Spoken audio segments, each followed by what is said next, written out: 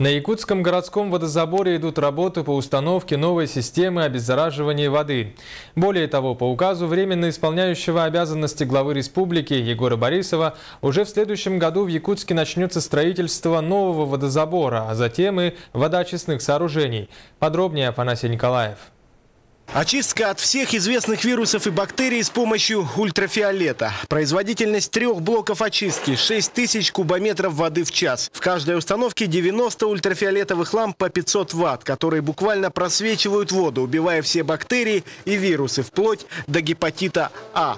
Единственное ограничение – прозрачность воды. Поэтому пока установка будет работать в основном только в зимнее время. Но самое главное условие должна быть, что вода должна быть прозрачной. Тогда только ультрафиолет нормально работает. Вот поэтому мы сейчас, пока у нас очистных таких нету, поэтому будем применять в зимнее время. Ну, такие времена будем использовать.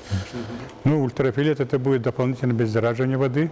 Будет применение хлора остается, конечно. Он как бы хлор у нас пролонгированное действие. А ультрафиолетом это будет дополнительное обеззараживание в период, когда дополнительные какие-то вирусы появятся, да? Сейчас объем подачи воды 100 тысяч кубометров едва покрывает нужды горожан. Но уже проводятся тендеры на строительство нового водозабора. Генподрядчика может стать либо израильская, либо финская фирма. Так или иначе, строительство должно начаться уже в ноябре. Работы начнутся в первую очередь в ноябре месяце. Да, это мы уже с подрядными, субподрядными организациями начнем восстанавливать ковш. Вот если мы в первом этапе, вот, который подписали соглашение на 2 миллиарда, за 2 года эти средства освоим, то у нас будет гарантированный подъем 100 тысяч кубометров в сутки воды, но пока не очищенный. Но важны не только объемы воды, но и качество. Второй очередью после строительства водозабора будет монтаж новых очистных сооружений. Там весь поступающий объем пройдет полный цикл очистки от грубой до ультрафиолетовой.